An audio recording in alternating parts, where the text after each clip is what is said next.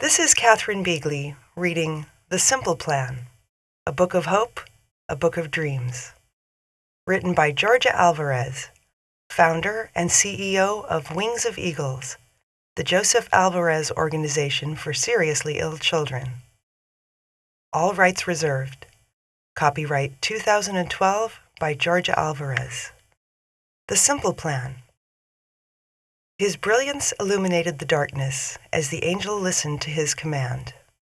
The plan was simple: to return to earth as a child for a while, to change the lives of those who strayed from their intended paths. The simple plan was difficult for the angelic child, who fell in love with his chosen parents and fought against returning to heaven.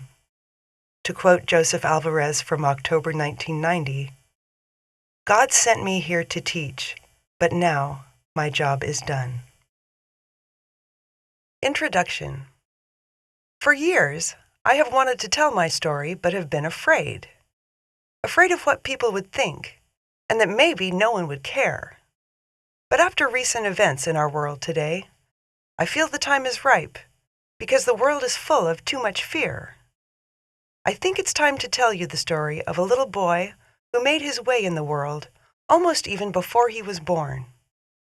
A boy who helped change my life and the lives of everyone who was around him, and helped them see life in a whole different way. A way in which it seemed as if the blinders were removed, the dust was cleaned from your eyes, and one could view the world in a different dimension. A world where good prevailed with a heavy dose of fun.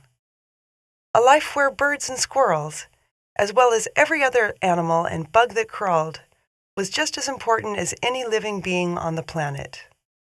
A reality within where heaven really existed, reincarnation was real, and God would talk to you and send you messages of all kinds if you were alert enough to see and hear them. A place where love and anger coexisted. A time of sacrifice, great learning, growth, acceptance, loss, grief, miracles, and finally, realizations, all bound together by love. This is my story of how the life of my firstborn son transformed our family and opened my eyes. Chapter 1. The Phone Call. "Georgia, the doctor is on the phone and he wants to talk to you," called my stepson Coco from our house down the hill. I had just been relaxing with our neighbor Nadine on her lawn, admiring the scenery and feeling rather fortunate to be living where we were living. You see, we live on a 2,000-acre walnut ranch in which my husband, Alberto, is the shop supervisor. So with his job, we are provided housing and utilities. And along with this housing comes a peaceful, private living environment with all the benefits of the country. The birds singing in perfect harmony wake you up in the morning, while the far-off cries of coyotes lull you to sleep at night. The first thing you smell in the morning is fresh air, and the last thing you think of at night is how blessed you feel to be able to live in such a perfect spot, with such a perfect view, with such a perfect family. It was funny how the doctor called at that time. Nadine and I were just talking about how I had taken my son, Joseph, to the doctor that morning. Joseph was having some physical problems lately. In fact, I had been taking him to his pediatrician about once a month for the past 6 months. But because of my own personal change in employment, the children were put on Alberto's insurance. This meant a change in the kid's doctor also. So that morning, when I took Joseph to the new doctor, with the same old symptoms, the doctor examined him and came up with the same old conclusion. "Nothing is wrong with Joseph, but let's give him a blood test just to make sure it isn't something serious," said the doctor. Surprised that the doctor called, I went running down the hill toward my house, wondering what could be wrong. When I had taken Joseph to the doctor that morning, I almost canceled his blood test, because he seemed fine. He woke up in a good mood as usual, only complaining of a little neck ache. Nothing serious, or so I thought. He did seem a little out of sorts, not as energetic as usual, but I thought his unusual behavior was due to him missing school. It was summer and seasonably hot for the month of August in the Sacramento Valley of California. I thought of the possibility that Joseph had mono or, God forbid, diabetes. I would never be prepared for what the doctor was about to tell me on the phone. The thought of a serious illness had never even crossed my mind. Joseph was taking naps in the afternoon and sweating a little while he slept, but like I said, it was hot. I knew there was something wrong with Joseph, but I was not prepared for what the doctor told me. Those words, just letters thrown together to create sound. Those words and the events that unfolded would change my life forever. I finally reached my house after feeling as if I had been running in slow motion. In my nervousness and anticipation of bad news, I fumbled for the phone. We had one of those 10-foot cords that after 2 days coiled up into about 1 foot. I untangled the phone cord and said, "Hello?" "Mrs. Alvarez?" asked the doctor. I replied with the yes. "Mrs. Alvarez?" the doctor asked again. I was silent. "It looks like Joseph's urine sample is normal," the doctor went on. "But in his blood test, we found something. It looks like Joseph has leukemia." I couldn't believe it.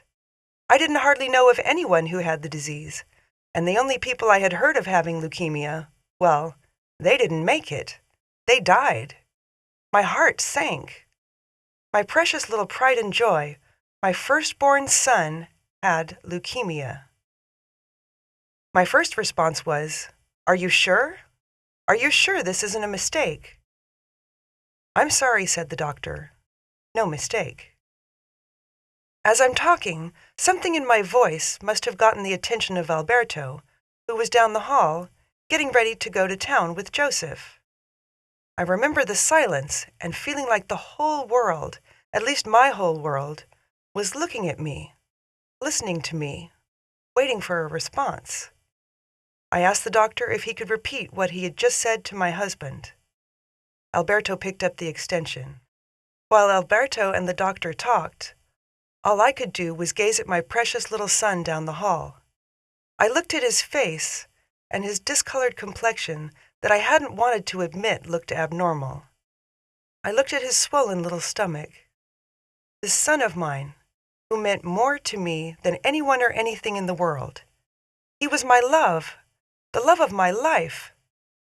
Joseph and I had a connection beyond words, beyond the present time. How could this happen to our perfect family, in this perfect place, in my perfect world? Getting back on the phone, I realized I had to listen, and listen carefully, in order to be able to drive to the hospital that night, more than 2 hours away. A Friday night, for that matter. A night that usually leads to the beginning of the perfect weekends that we had become so accustomed to. We listened carefully, my husband and I. He on the phone in the bedroom down the hall, and I in the living room. While tears started to stream down my face, I tried to concentrate on the doctor's instructions. I could see Joseph starting to look a little worried. Just at that moment, my daughter Mary, who was 6 at the time, came running into the house. Joseph's sidekick, Mary, the little tomboy sister that every big brother loves to take care of. The perfect daughter every mother dreams of having. I tried to straighten up and control myself, turning toward the picture window. Wiping my tears away, I gained composure. Finishing our conversation with the doctor was not the end. It was only the beginning. The beginning to the introduction to the world of confusion. We now had to phone the medical center that Joseph was to be treated at to get directions to its facilities. That was fun. The most driving I had ever done was going back and forth to Chico, and then not even on a daily basis. I take that back. I did drive to San Francisco with my mother and the kids for a vacation a couple times, but with plenty of rest stops in between, and never in a hurry. The nurse in charge gave us directions to UC Davis Medical Center in Sacramento over the phone.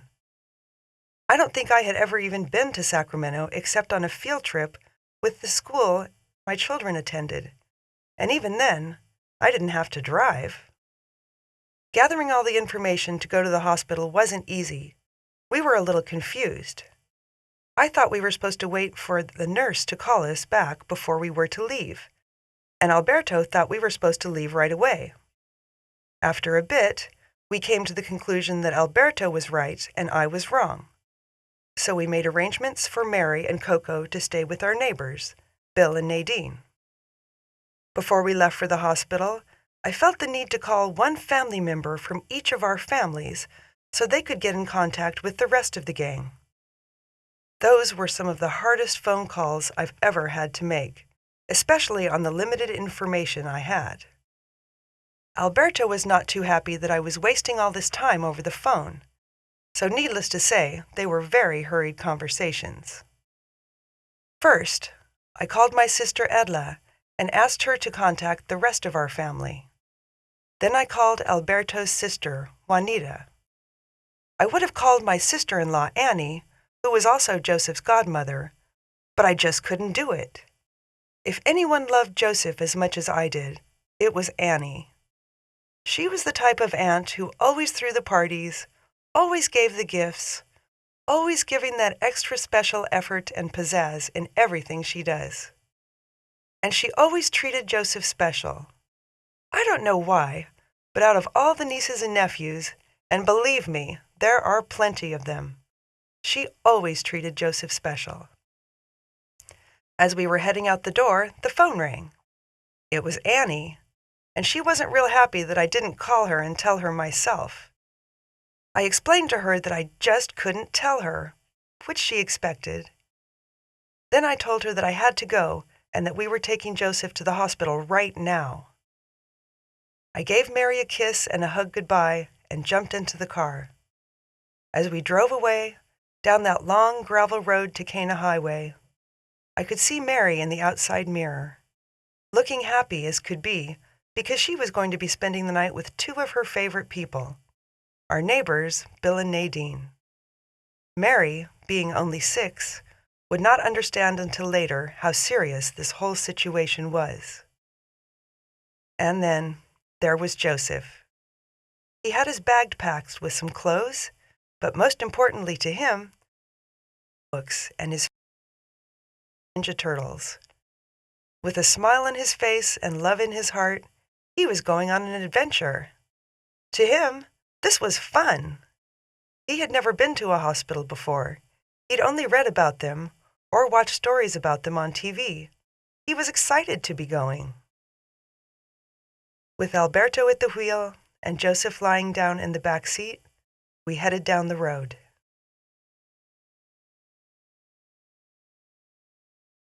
Chapter 2. The Journey Begins. As we drove towards Sacramento Medical Center, neither Alberto nor I knew exactly where we were going. We got the directions from the nurse on the phone, but we had never traveled in the Sacramento area before, and we didn't know the freeway system. Somehow we were being guided. It was as if some force was pushing us along.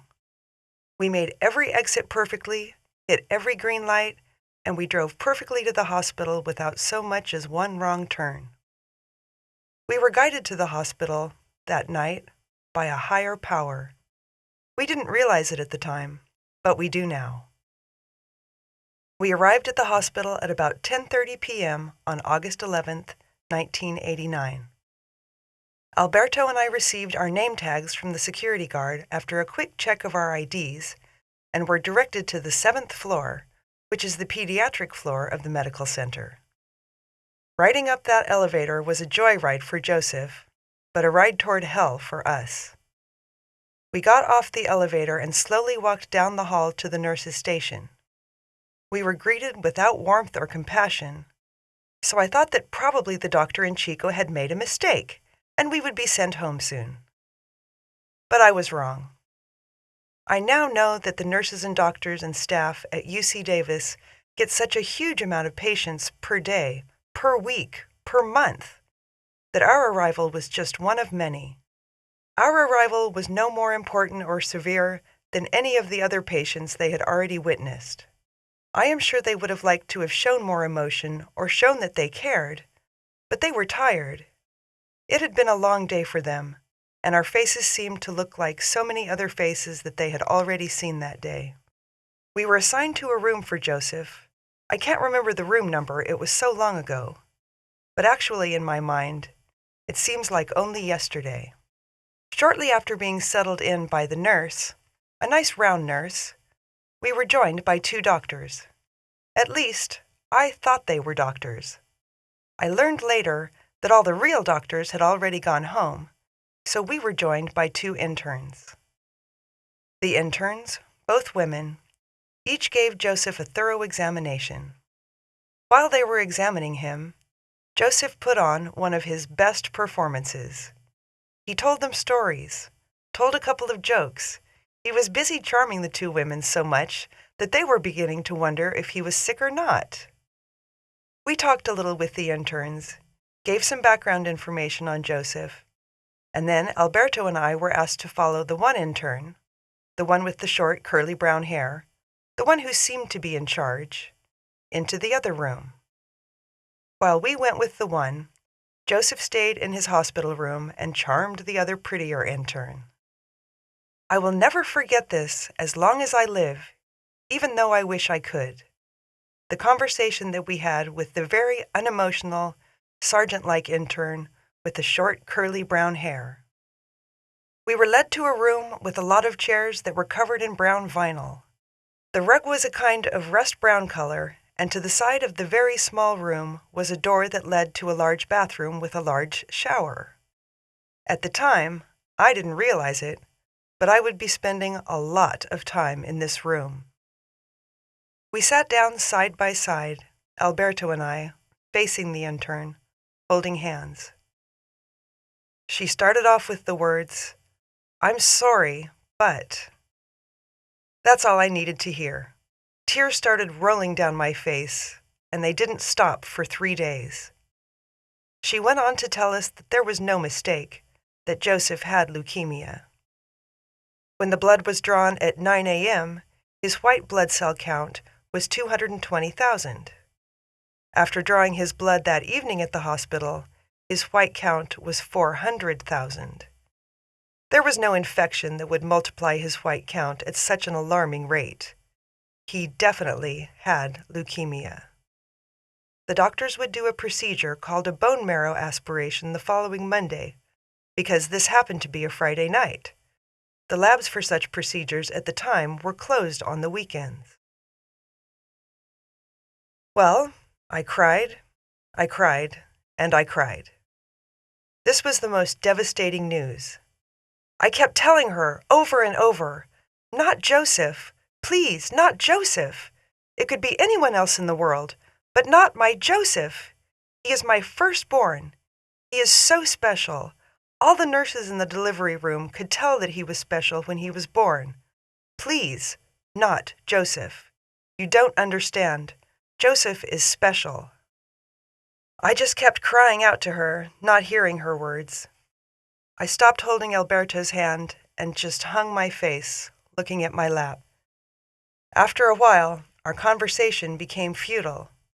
I couldn't control my crying. My head hurt so badly. I wasn't paying any attention to my husband. All I could do was cry.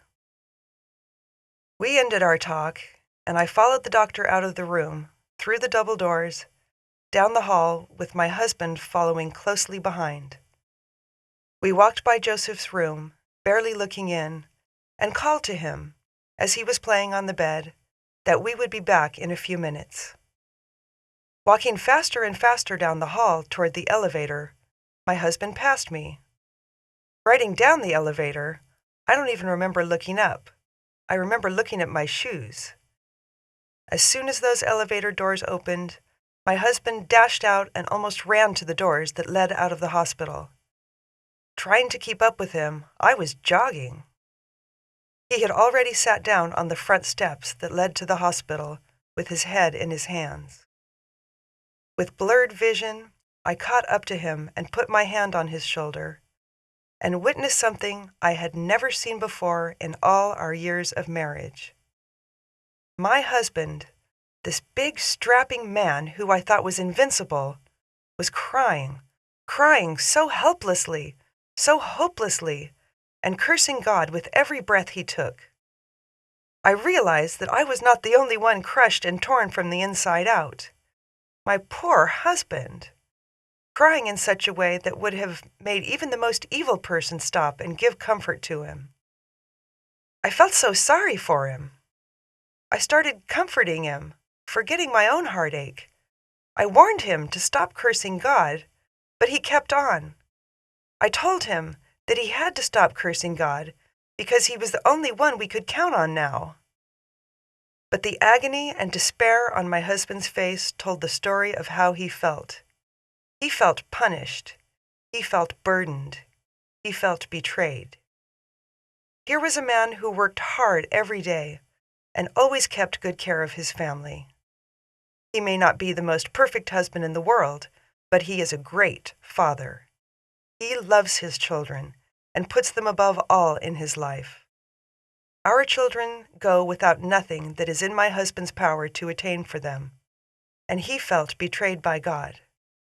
The anger in his face and the curses on his lips told me then and there that this was going to be a battle not only for my child's life, but for our marriage also. No one can be that angry and not affect the loved ones in the family, especially the bond, the glue that holds the family together. And in our case, the glue was me. Not being able to go back to the hospital because he didn't want Joseph to see him crying, Alberto made the decision to stay outside and sleep in the car. Only one parent was allowed to sleep in the child's room anyway, so it made sense for me, at the time, for Alberto to sleep in the car and be by himself for a while.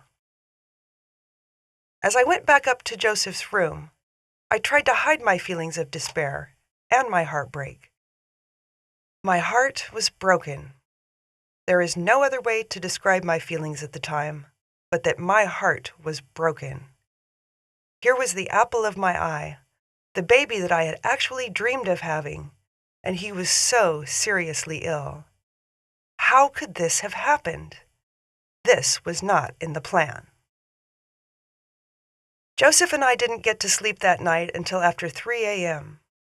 They started an IV on him after several tries.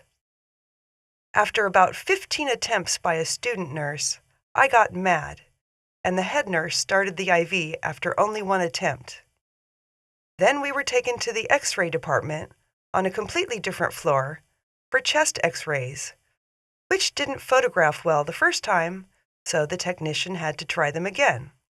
He was probably a student also. We had no idea at the time. This medical facility was a teaching hospital. You were not told this up front. You had to figure it out on your own.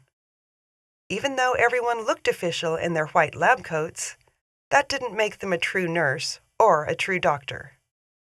Finally, the X-ray technician got the films right, and we were allowed to return to Joseph's room, and after some begging by me, Joseph and I went to bed. He in the hospital bed, and I on the floor.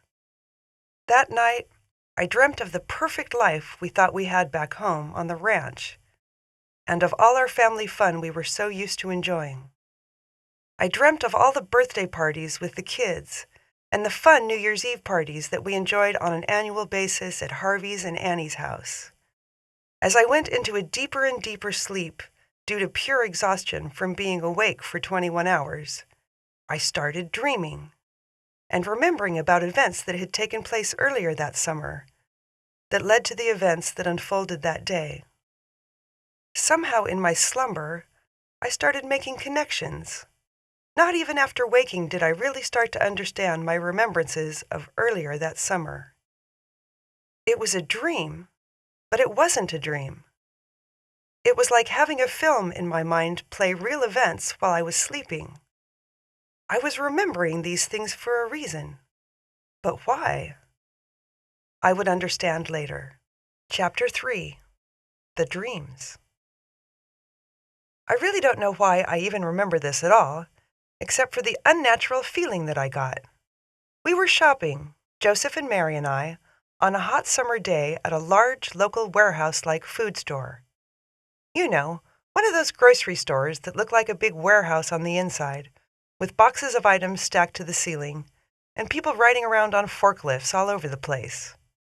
Well, we went shopping on a very hot day, and I was in a big hurry to get home because the kids wanted to go swimming. We scurried through the store as fast as we could, without forgetting anything or buying too much junk food. Remember, I had the kids with me, and most kids can talk a tired mom into junk food when she's in a hurry. So I hurried through the store and had finally finished and was looking for a short line. Short lines in grocery stores are few and far between, especially during peak shopping periods. Mary spotted a very short line with only 2 customers in it, so I was the third. After I had already started putting my groceries on the belt that led to the checker, a very thin, older, blondish, gray-haired lady stood in line behind me. She was obviously intoxicated, and she had a single can of beer in her hand. She talked a little to me, and I responded with some niceties. Then I got the strangest feeling of impending danger. A man with very white hair, with a medium build, an older man, stood right behind the intoxicated little old lady. He seemed to somehow have a very dark presence about him, and he seemed to be in control of this little old lady. I felt danger, and I asked the little old lady if she was all right. She said she was fine. But, for some reason, I really felt as if something was wrong, that this very small intoxicated lady was in immediate danger because of the white-haired man. I began to study him. I tried to give him a stare to let him know to back off. After a bit of all this, he did walk away, and later, I saw him standing a far bit off behind the others in a different line. While I was loading my groceries and gathering up the kids, I overheard the grocery clerk and the little old intoxicated lady talking about the single beer she wanted to purchase. The grocery clerk told the woman that the store did not sell cans of beer singly, but only by the 6-pack. So the little old lady put the beer down and just walked out of the store. As I rolled my cart slowly out of the store, talking to the kids all the while, we came by the little old intoxicated lady standing outside. I just felt so sorry for her. She was dirty, alone, drunk, and so wrinkled. I wondered what could have happened in her life that would have brought her to this state. As I passed, I turned to her and asked if she was all right and if I could do anything for her. She said no, that all she wanted was a beer because it was so hot. Then she asked me if I had a light for her cigarette, which I didn't have. So I said goodbye and started to walk away with the kids in tow. Joseph, who was so perceptive to the needs of others, said we should help her. We had only walked a few feet away, but I turned to ask her if she needed a ride anywhere. But she was gone. She had disappeared. We looked all over, the kids and I, but she was nowhere to be found. She had vanished. I am not the only one who witnessed this. Joseph and Mary were with me also. It was so eerie. I remember watching a program earlier that week about mentally ill people who were being taken advantage of by their caregivers. At the time I saw the program, I started crying because I felt like taking in one of those people and taking care of them, and helping them, and showing them real love. But of course, I didn't do that. Then, so soon after the program aired, I see this little old intoxicated lady at the grocery store, and I felt the need to take her home and take care of her. But she just vanished into thin air. My heart hurt for her. I just couldn't help from telling my story to my husband when I got home, with the children backing me up. He didn't see the significance in what I was telling him, but from that day on, I have always had a picture of this little old intoxicated lady in my mind. Was she an angel I was unaware of? slipping deeper and deeper into an exhausting sleep. The film of the strange occurrences that took place that summer rolled in my mind. One day on that hot, hot summer of 1989, I was sitting at the kitchen table reading. It was hard to hear what was going on around me because we have a swamp cooler, and when you sit at the kitchen table with the swamp cooler on high, the wind noise is so high because the cooler is positioned right above. Concentrating on my reading, being blown by the wind of the cooler, I heard a faint cry from the other room.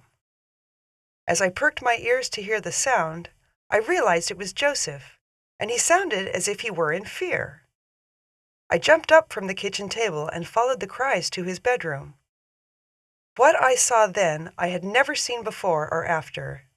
It is hard to believe now that it even happened. As I ran into the room, I saw Joseph standing by his bedroom window. The window was shut by orders from me so as not to let the hot air in. As Joseph stood there so still, there was fear on his face. He was surrounded by flies. Not just a few flies, but hundreds of flies. Flies were swarming around him. Flies were on the ceilings and walls around him. It wasn't if he wasn't allowed to move. He was completely surrounded by flies. I called to him, "What in the world happened? How did all these flies get in your room?" He said he didn't know, that he was just playing and they all appeared. I grabbed him by the arm and pulled him out of the room with the flies trying to follow. Quickly I shut the door and took him into the kitchen and had him stand under the swamp cooler so the wind could protect him. After grabbing the insect killer from the cupboard, I went into Joseph's room slowly, shutting the door behind me, and I sprayed that room to death. With all the spray I sprayed, I couldn't imagine that one fly would be able to live through all that. I left Joseph's room and came back to talk to him in the kitchen, to assure him that nothing was wrong and that he didn't do anything to cause the flies to appear. I convinced him to go outside and play with his sister and to not go into his room until I said he could. Later that night, when Alberto came home from work, I took him into Joseph's room and showed him all the flies.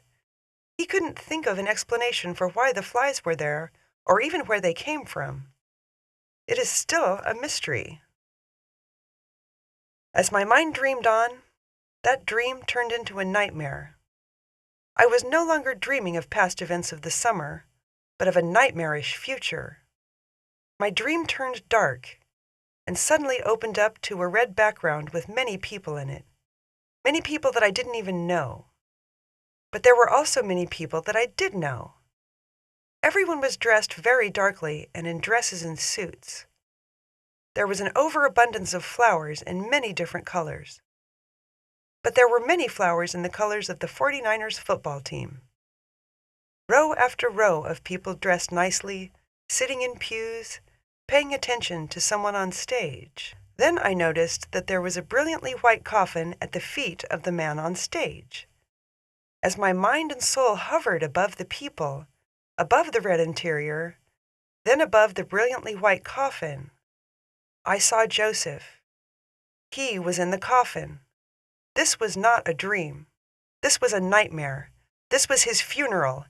He was dead. Joseph was dead. Right at that moment, I was awakened by crying. It was Joseph in his hospital bed, crying like a baby.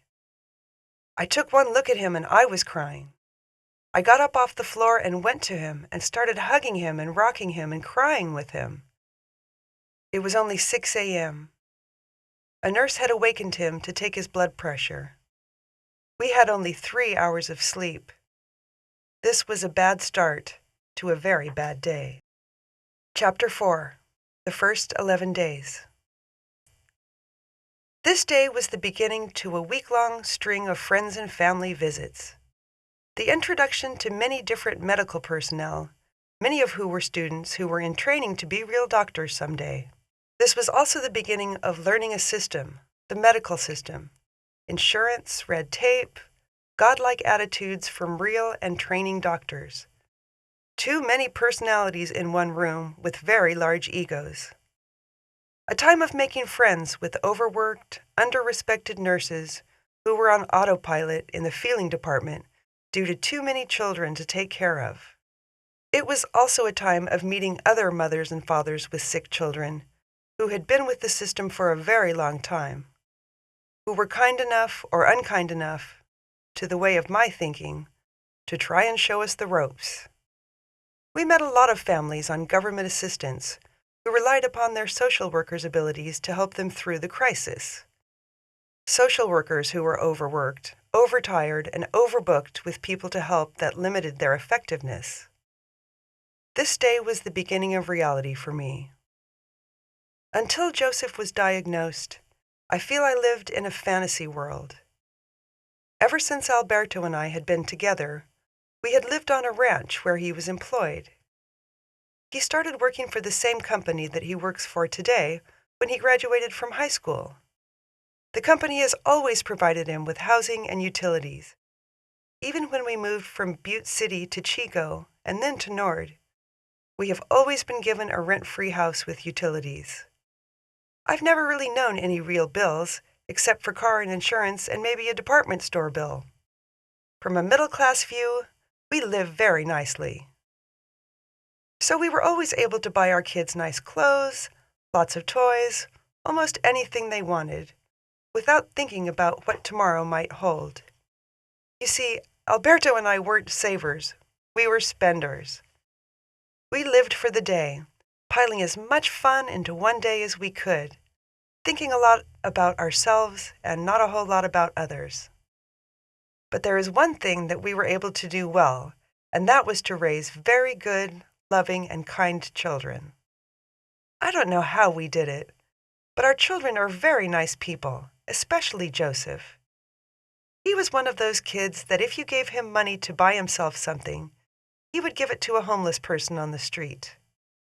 He was the type of kid who would risk his popularity by sticking up for the nerdy, booger-eating kid in his class that nobody else liked. He was the kind of person who would pick the worst player first to be on his soccer team at school. And he always stuck up for his little sister, Mary. Mary was Joseph's shadow. He was the leader, and she was the follower. When I try to tell people about Joseph and Mary's relationship as brother and sister, I liken them to those two dog characters on that one cartoon. You know the ones. The big tough dog who was always followed by the little tiny dog running alongside, asking the big dog, Spike, what he wanted to do that day. One of Mary's most favorite things to say was, "Right, Joseph?" After everything that Mary would say, she would end her sentence with, "Right, Joseph?" Those two were inseparable. Yes, this was the day for me that reality struck, and I was catapulted like a cannonball into a new and different world. After crying for 3 days and greeting different family members and telling them what the doctors told me, that Joseph had leukemia, but if all went well and there were no complications, Joseph had an 85% chance for survival. I decided that I was going to put Joseph as my first consideration and do everything I could to help cure his cancer. Everything in my life from now on would take a back seat, and I would do exactly what the doctors told me to do for Joseph, and we were going to beat this thing. This disease that came into our perfect lives and disrupted us. I was not going to give up. I was determined to do all that I could, make every doctor appointment, everything I had to do in order to get Joseph well and back to normal. This was not going to be easy for me, though, because I am such an emotional person.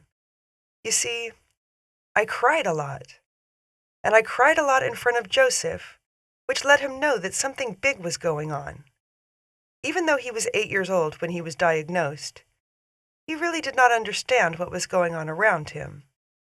He was more interested in the TV in his room that got a multitude of channels.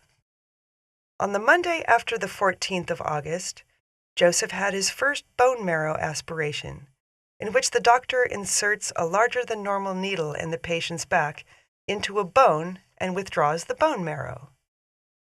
This procedure is done in order for the doctors to make a confirmed diagnosis of leukemia. That was a completely horrendous experience for us. They took Joseph into this room where the doctor, his intern, nurses, and all kinds of students and medical personnel were there, and they started to hold Joseph down. He immediately started struggling with the intern, and the doctor was telling Alberto and I firmly that we have to stay in the room. To me, it seemed like pandemonium. We come slowly into this room, little Joseph in a good mood, but knew something bad was going to happen to him. The room was full of people milling around, and the minute he sat up on the padded table, the intern grabbed him and started to hold him down. Joseph was struggling and started to cry. Alberto and I knew what was going to take place, and the doctor was telling us we have to stay in the room? I don't think so. Alberto burst into tears at the sight of his son. Joseph started yelling at me in a shrieking voice, "Mommy, how could you let them do this to me?" It was more than I could handle at the time. They refused to give Joseph any pain medication, so he would have to have the procedure cold turkey. After a second shriek directed at me from Joseph pleading for my help, I turned and looked Joseph in the face and then ran out of the room after my husband. I found Alberto sobbing in Joseph's room in the pediatric unit that he was transferred to and asked him why he left.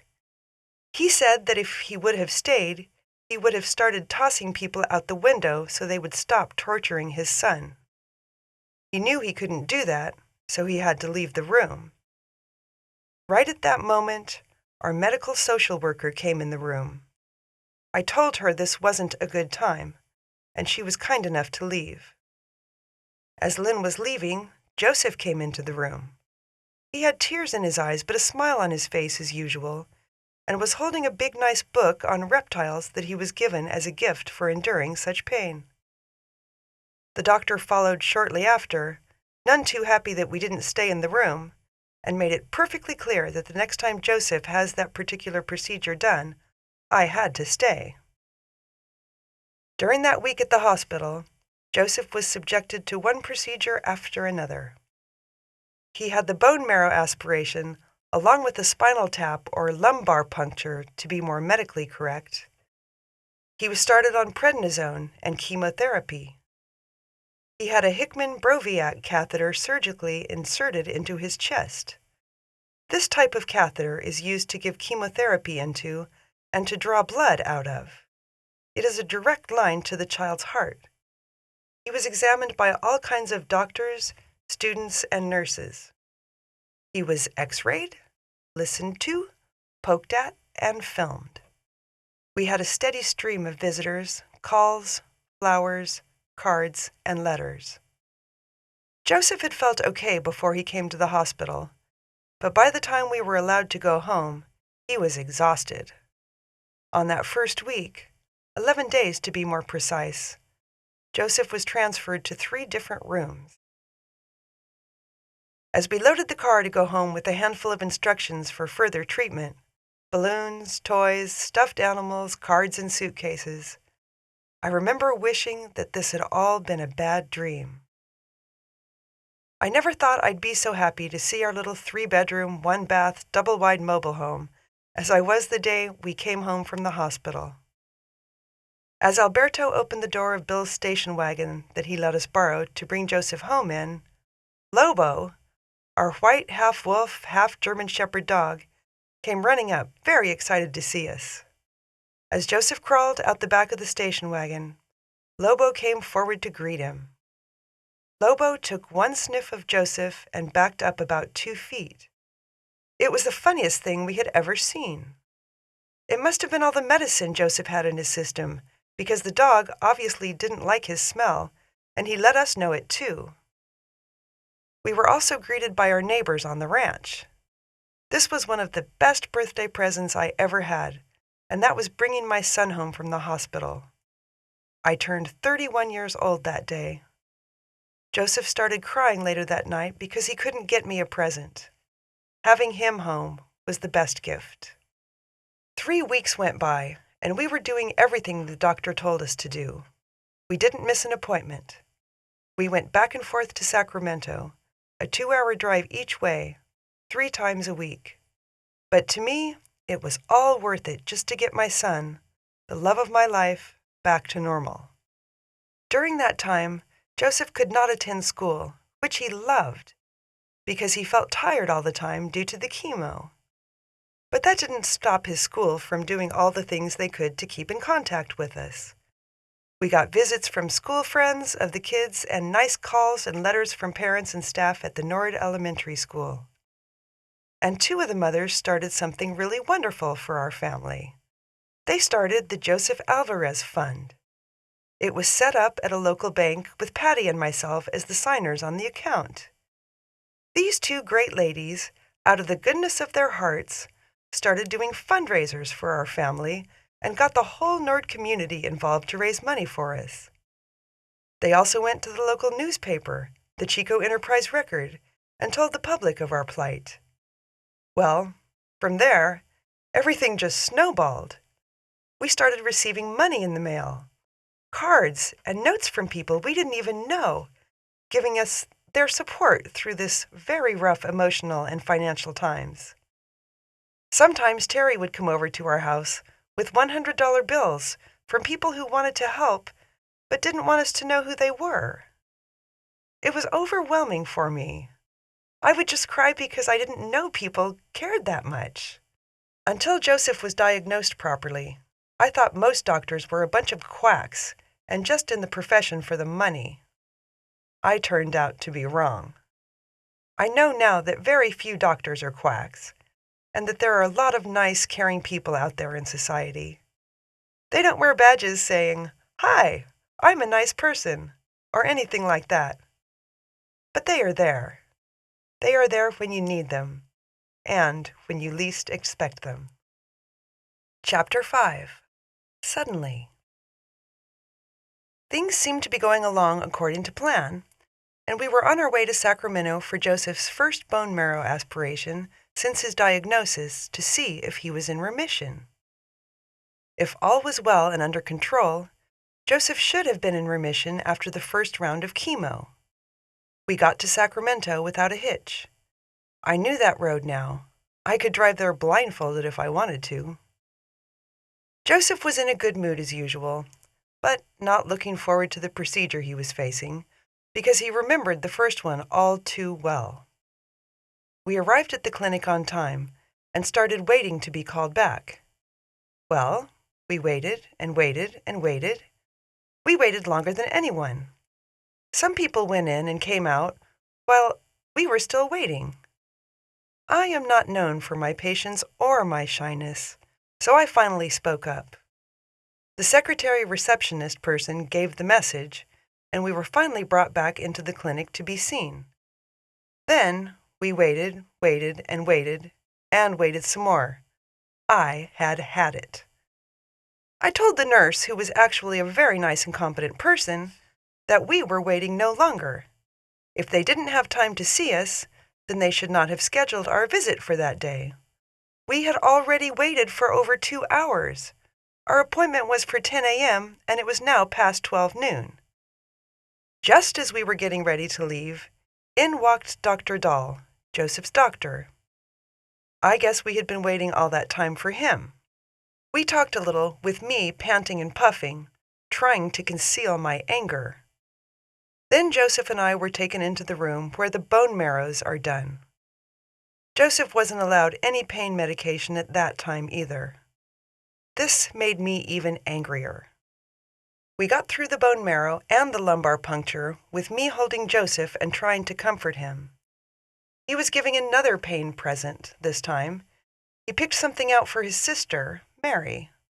That was just like Joseph, too, to be thinking of someone else in his time of pain.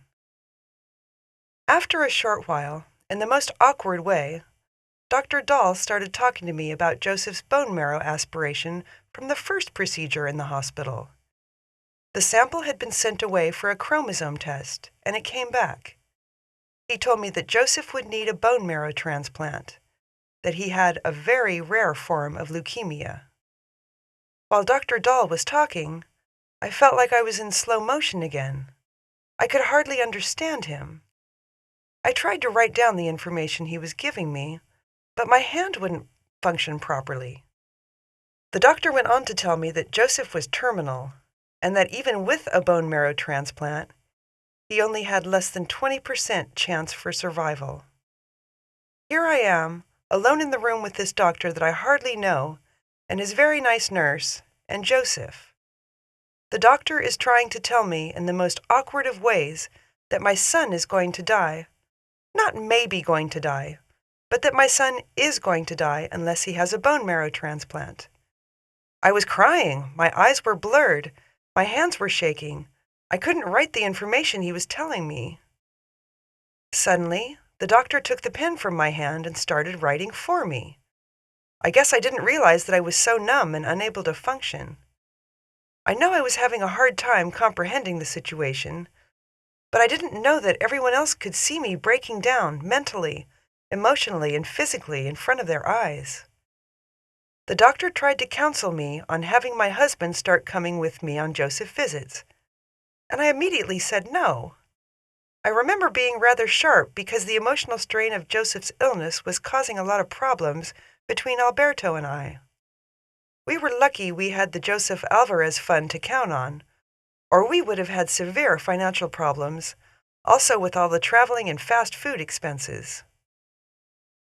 Trying to put myself back together and gathering up all the information, we went home rather soberly and silently, thinking all the way. That night, when Alberto came home from work, I told him the bad news. I also told him that the family had to go to Sacramento tomorrow, leaving at 5:30 a.m., so we could all be tested as possible bone marrow transplant donors for Joseph. Alberto's first reaction was no, he couldn't do it, that he had to work because they were in walnut harvest and that Bill would never let him off. I was enraged inside. I couldn't understand his way of thinking. I told him he was going to go to Sacramento tomorrow and that Bill would understand, and it wasn't Bill who didn't want him to go, that it was himself. Well, he finally consented to go, but had a very bad attitude about it, which now I understand was his fear. But at the time, I was swallowed up by all that taking care of Joseph involved that I really didn't care about how he was feeling. Maybe that was part of the problem. I was so consumed with getting Joseph well and back to normal that I didn't care how the rest of the family felt or was functioning. All I could do was take care of Joseph.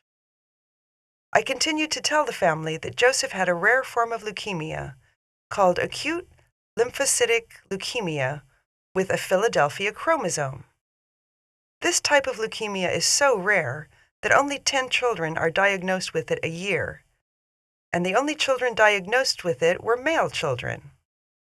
As I gave them the percentage of Joseph's chance for survival, which was none without the bone marrow transplant and only 20% with one, I was still confident within myself that we were going to beat this deadly disease that invaded our perfect little family. My husband didn't think so.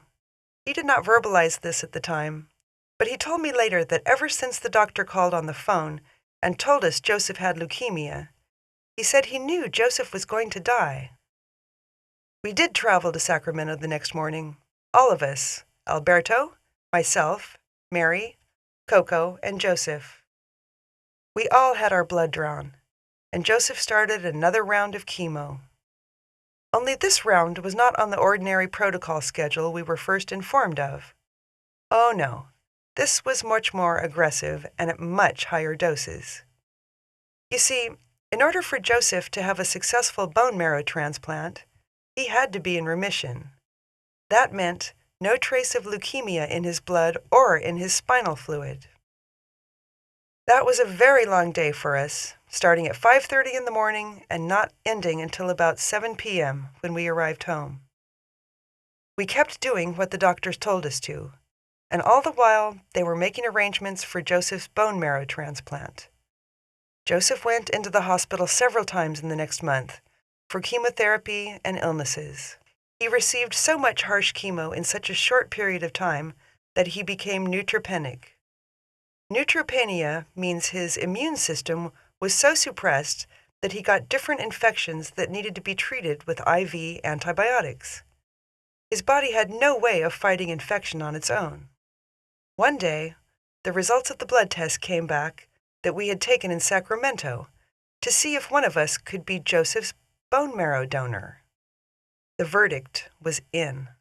Mary was a match. She was not a perfect match of 6 out of 6, but she was almost as close as that. She was a 5 out of a 6 match. This was not good news to Joseph. He knew how badly those bone marrows hurt, and there was no way he wanted his precious little sister having one. I tried to explain to him that Mary would be put to sleep, but that didn't matter to him. He was concerned for her. She was his best friend. And Mary was not crazy about the idea either. She had already experienced the feelings of pokes and was not in the mood at all to be the donor. This was a very tough time in all our lives. Alberto and I weren't getting along at all because he felt left out, that I was not giving him enough attention. Then there was Mary, the little princess of the household. She was left out of everything. I barely even saw her because I was with Joseph so much, going back and forth to one doctor's appointment or the other. She was being left at friends' houses on a regular basis, which she wasn't used to at all. Even though people were very good and kind to her, it just wasn't the same. She was the youngest in the house, so naturally, she received a lot of attention. But with Joseph being so ill, he got all the attention now, and she was feeling the pain of the situation. Not at all intentional, it just crept up on us. One day as I was taking Mary to school, we were talking about Joseph's upcoming bone marrow transplant. Mary came right out with it. She wasn't going to be the donor. She didn't want to. That it was going to hurt, and that was that. She was only a little 6-year-old and did not understand the terrible circumstances that we were under. So in my anger, I told her, I said, "If you don't give your bone marrow to Joseph, he will die. You have no choice in the matter. I am your mother, and you will be his donor. He would do it for you, you know, so you had better accept it." With tears in her eyes, Mary finally realized the severity of Joseph's illness. She had been mad at me this whole time, because she said every time I took Joseph to the doctor, he got sicker.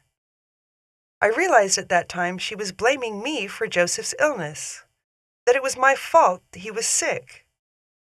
I had no idea she felt that way until that day. I was stunned. The things that go through a child's mind without you realizing it. It was amazing. Mary and I both cried a lot that day, but she finally came to terms with Joseph's illness. She did make amends to the fact that she was going to be Joseph's bone marrow.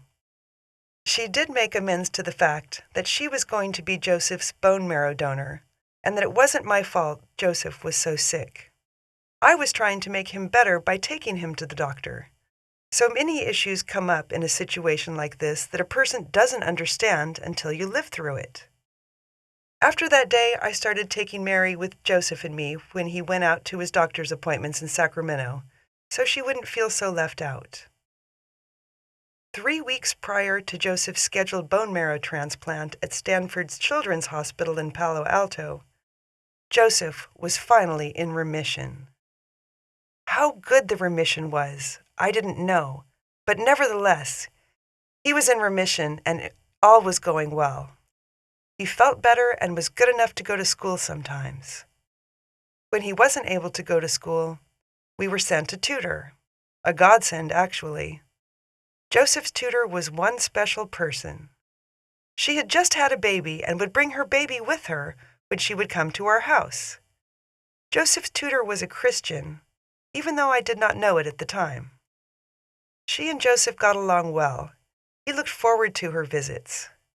It was good for me also because I got to take a break and do other things around the house when she was there with him. Yes, things seemed to be going well for us. We were getting used to the routine, and I was determined not to let anything mess up that routine. Even though I did not realize it, I was not in control of the situation. There was a much higher power in charge, and that higher power was God.